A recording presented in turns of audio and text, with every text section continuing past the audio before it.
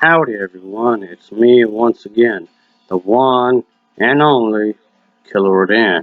And today, I'm still continuing my Disney movie marathon. So, why not, I guess. So, yeah, I do remember going to the drive-ins long time ago. Oh, the memories. Yes, sir. Folks, I am a top secret agent, after all, and I am over 100 years old. Yep, I'm that old, folks. Yes, sirree. So today's feature is going to be the Little Mermaid 2, Return to the Sea. Yeah. He'll try to keep his sanity with the help of his robot friends. I have to drink more of this energy drink just to keep up with the sloppiness of this movie. Because nothing in here really makes any sense. Ah! Hey, Rocky. Better get out of here, buddy. I'm talking about a bad movie. Hey, buddy. I'm talking about some schlock. Come on, I have to take you somewhere. I'm talking about a bad movie. Let's get out of here. Come on, come on, come on. Oh, I just want to sleep? Alright, whatever.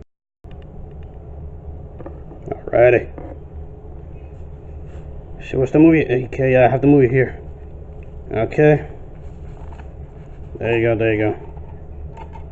Ugh. Ew. Damn it. Yeah, here we go, folks. The movie is on my to-do list, as you can see. So, as a result, I do have to do it. So, yeah, here we go, I guess. Ugh. I mentioned before, folks, if I review one installment of a series, I might as well review the entire franchise. So, this is the second movie I'm talking about. I did review part 1 and 3, so might as well go for the second one. So, of course, as usual, I do have to talk about the plot.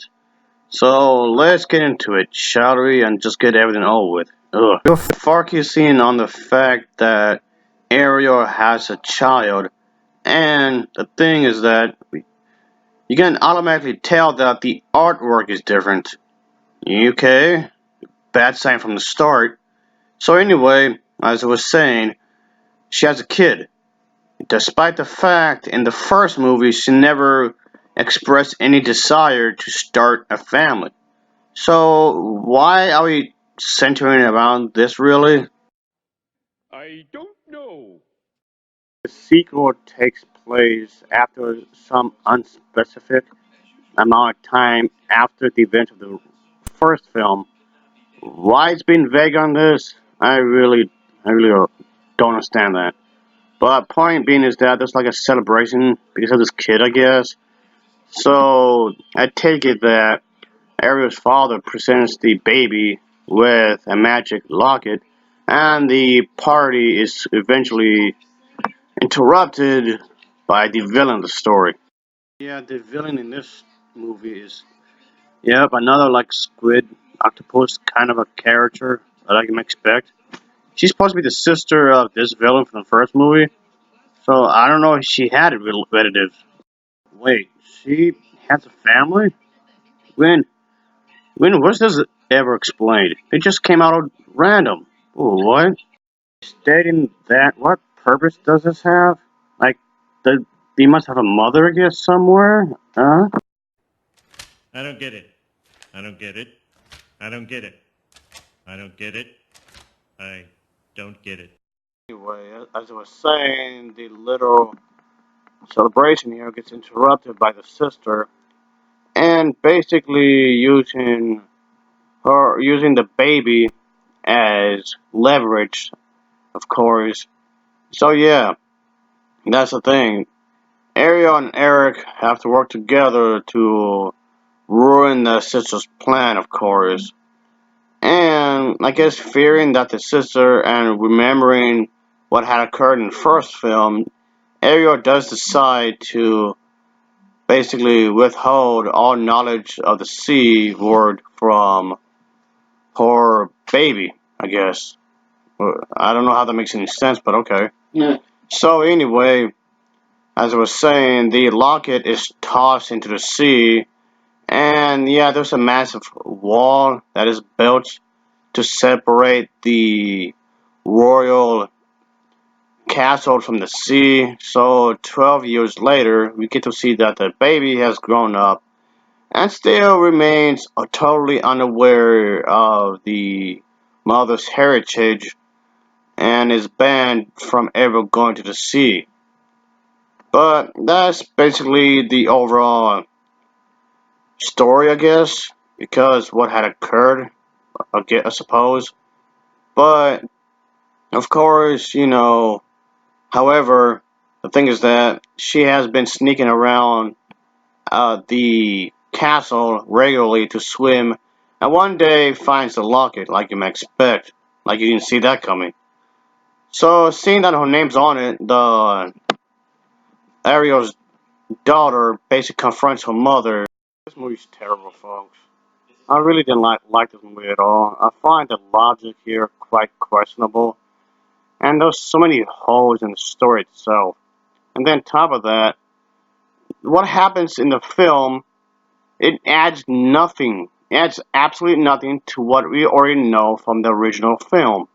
You could just watch the first movie and not deal with this at all. This movie is dumb. It's really, really dumb. Hey, kid of Rodan, my name is Rick. Stop making fun of this movie, man. This is classic, okay? Oh, she punched me stomach. What's the hair up first? I'm taking this. You asshole. Hey, that's mine. Give it back. Trying to invest into what's going on in the story was really difficult for me because there was nothing for me to actually care about.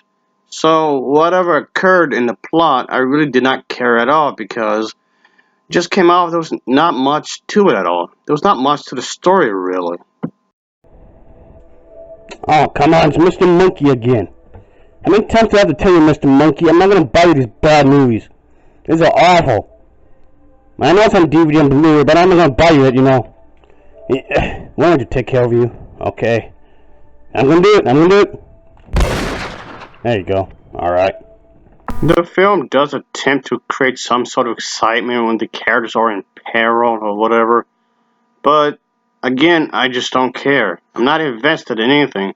I don't mind if a story is rather simplistic, if it's done properly, but the script writers for this movie just came off, they just took the lazy way out and didn't really write out a carefully woven story with likable characters. The main character in this film is just very forgettable, folks. There's nothing interesting about it at all, so you're gonna forget about it real easy. I mean, yes, they did release the sequel and its prequel on the same disc a while back. The prequel is somewhat better, I guess.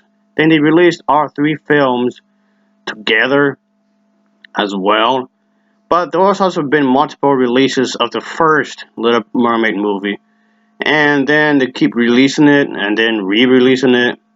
So yeah, the first Little Mermaid movie was released multiple times ever since its original release, I suppose, especially in this digital age. There's been multiple copies, multiple different versions of the first Little Mermaid. So, I guess if you're a fan of it, that's good news for you, I guess, because there's been multiple editions that was released throughout the years.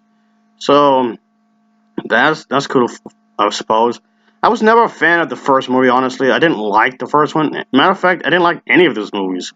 But I know the first one will be remembered more often. At the end of the day, this came off like the characters, especially Ariel's daughter, came off like she was very, very underdeveloped. I mean, okay, everybody did come off like that, but especially her. It felt like there was no real risk at all. There was no real arc to her character, like at all. She's very one-dimensional, and she's the same character as she was from the beginning to the end. And I'm not saying that was done on purpose. It was just lazy writing, just very, very lazy writing. Came off like what happens in the film came off inconsequential. Nothing here meant anything. So I felt that to be rather insulting because it felt that the writers was not even trying. They were not even trying to elevate this movie above than what it was. It's just kept it at bare basics at minimum. Even saying that is too much effort because it came off. There was not a whole lot of effort being placed into this film. So this entire movie was just a total waste of time. Alright. Have the copy of the movie right here. Now I have to destroy it for being garbage. There you go. They die already. There you go. I did not like the main character in here, folks. She just came off just a younger version of Ariel. That was it. There was not much to her personality, really. So she came out rather bland. And oh, well, okay, to some degree, you can argue that for all the characters. All the characters came out rather bland to some degree, I guess. But I just feel nothing here. Just seems like it was really supposed to be done at all. And the dialogue in here, folks, the dialogue in here is horrendous. Did not like the music. I did not like the animation. Did not like the overall designs for these characters. Just comes off like everything just came off way more simplistic than it should be. So it just felt like the people behind this movie felt like they didn't care. It just came off like they just wanted to quickly make this as soon as they can. Let's get this out the door as quickly as humanly possible. So yeah, in some respects, the story itself feels rushed. It feels really, really rushed. And another thing, why did they take so long for a movie just so they can ultimately rush it? The original film came out in 1989, whereas the fourth sequel in the series came out in 2000. That's such a long time. Again, not a good sign. So yeah, this film is horrible. It's one of the worst sequels I've ever seen that Disney have produced. And it's so bad it should belong in this show. Yeah, I would love them to do a riff on this. I would love that. I would actually pay to see that. And I mean, okay. To be fair, I didn't think it was nowhere near as horrible, as terrible as Cinderella 2. God, that's awful. That's so bad. That definitely should be on the show. Yes, sirree. So anyway, folks, my point being, this is still a bad movie. The Little Mermaid did not need a sequel. Not really. So it felt so unnecessary. It amounts to nothing. Absolutely, positively nothing. Anyway, I would say that this film, it gets an overall rating of a 3.1 out of 10. It gets a 3.1 out of 10 for me. As always, thanks for watching and take care. Until next time, oh yeah. Oy.